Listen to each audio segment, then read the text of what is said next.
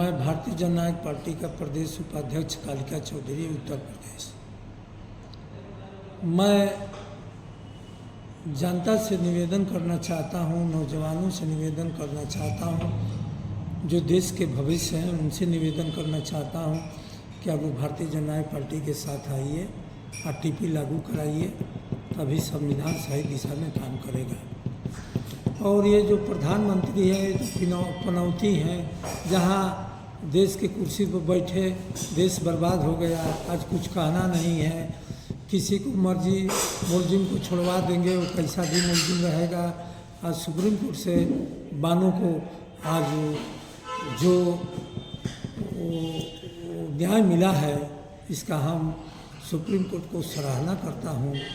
और मोदी के मुंह पर बहुत बड़ा तमाचा लगा है कि उनको छोड़कर माला फहरा कर भाजपा वाले जिंदाबाद बोले थे मुलजिम को।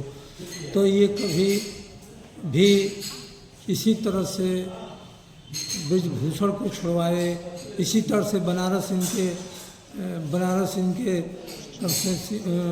लोकसभा में एक छात्रा का 3 भाजपा के बलात्कार कर दिए, उस पर कोई कार्रवाई नहीं हुई, न गोली मारी गई।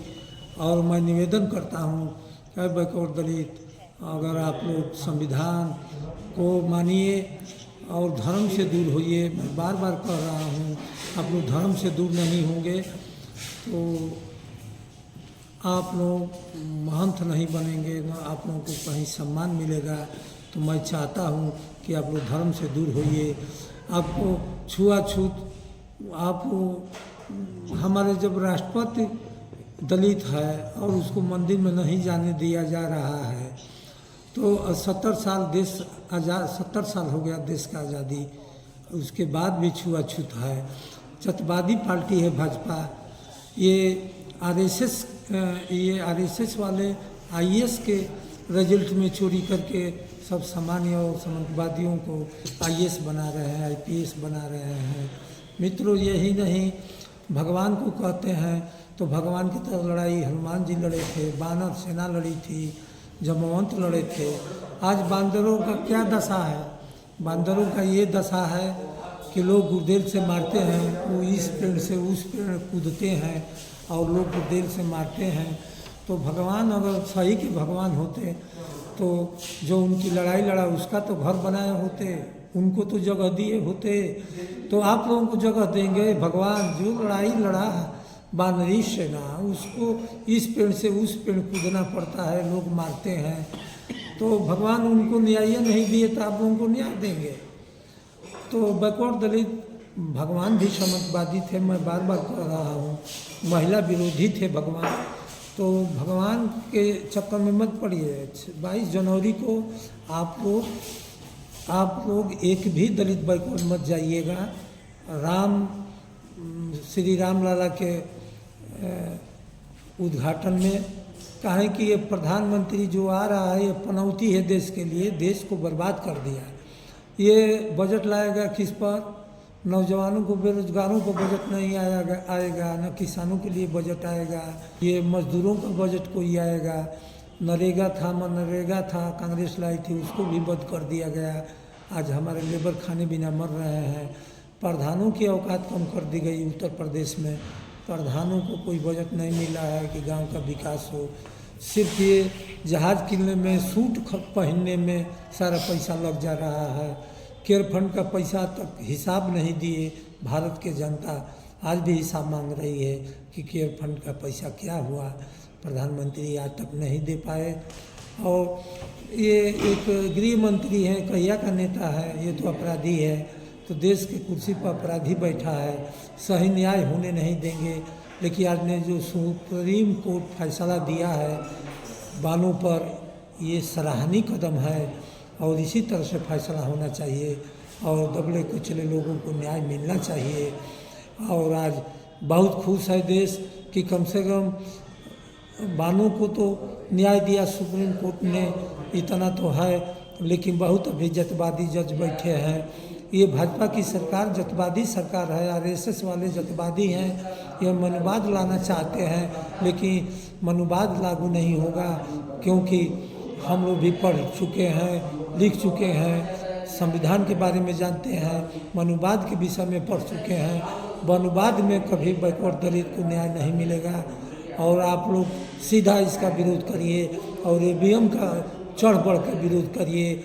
ये भाजपा सरकार, ये महिला विरोधी सरकार है। महिलाओं को कहीं भी बलात्कार अगर भाजपा के लोग करेंगे तो कोई कार्रवाई नहीं, उनको जेल से छोड़ा जाएगा। यही प्रधानमंत्री के मुंह पर यही तमाचा है कि कोई भी लड़की को बलात्कार हुआ, इस शासन में न्याय नहीं मिला आज तक। सिर्फ दलित बैकवर्ड अगर कहीं फंस जाता है बलात्कार में तो उसके पैर में गोली मारा जाता है, उसका एनकाउंटर होता है। लेकिन भाजपा के लोग करें तो कोई छुआछूत नहीं। यह मनुवाद है, इसी को मनुवाद कहते हैं। तो मनुवाद से आप लोग दूर होइए, अब मंदिर से दूर होइए। वो राम से क्या लेना देना है जो राम से छुआछूत मिला हो। आप अपमानित हुए हैं। संविधान ही भगवान है आपका, संविधान ही हर चीज़ है, संविधान ही आपका रामायण है, उसी को पढ़िए। हम तो कहेंगे दलित बैकवर्ड घर दुआरी संविधान को पढ़िए। ये भगवान से भी ऊपर है। भगवान आज तक हम लोगों को कुछ नहीं दिए, लेकिन संविधान ने हमको चलने फिरने घूमने का अधिकार दिया, बोलने का अधिकार दिया। इसी शब्दों के साथ मैं फिर से चाहता हूँ कि नौजवानों, आप लोग बेरोजगारी पर बात करिए, किसानों के पर बात करिए, मजदूरों पर बात करिए। लड़ाई हम लोगों का बेरोजगारी का है। ये लोग मुद्दा भटकाना चाहते हैं, श्री राम की तरफ ले जाना चाहते हैं। श्री राम से आपको कुछ नहीं मिला, श्री राम से आप अपमानित हुए। राम भी सामंतवादी थे, महिलाओं पर अत्याचार किए। तो आप लोग सावधान हो जाइए, इस राम से कुछ नहीं मिल रहा है, संविधान से जो मिला है उसको भी ये लोग लूट रहे हैं। मैं इसी शब्दों के साथ चाहूँगा कि भारतीय जनता पार्टी के राष्ट्रीय अध्यक्ष माननीय संतोष यादव को हाथों को मजबूत करिए और आरटीपी लागू कराएंगे तो नेता का कागज पकड़ कर पूछेंगे कि तुमने झूठ क्यों बोला। और प्रधानमंत्री तो सुबह शाम झूठ बोलते हैं, इनको तो सुबह शाम झूठ बोलना है। गृह मंत्री को और उत्तर प्रदेश के मुख्यमंत्री को कहीं न्याय नहीं है। न्याय आज खाली एक हुआ है देश में, इतने दिन बाद सुप्रीम कोर्ट से न्याय मिला है।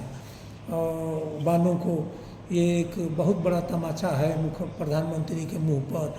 और इसी शब्दों के साथ मैं चाहता हूँ कि आप लोग आरटीपी लागू कराएं। कहें कि भ्रष्टाचार चरम सीमा पर है, ये योजना भी लाएंगे तो हवा बहवाने का लाएंगे, बारिश कराने के लाएंगे, गंगा सफाई पर लाएंगे, जो लूटने लायक हो बजट। ये सब देश को लूट लिए, कहीं नहीं छोड़िए पैसा।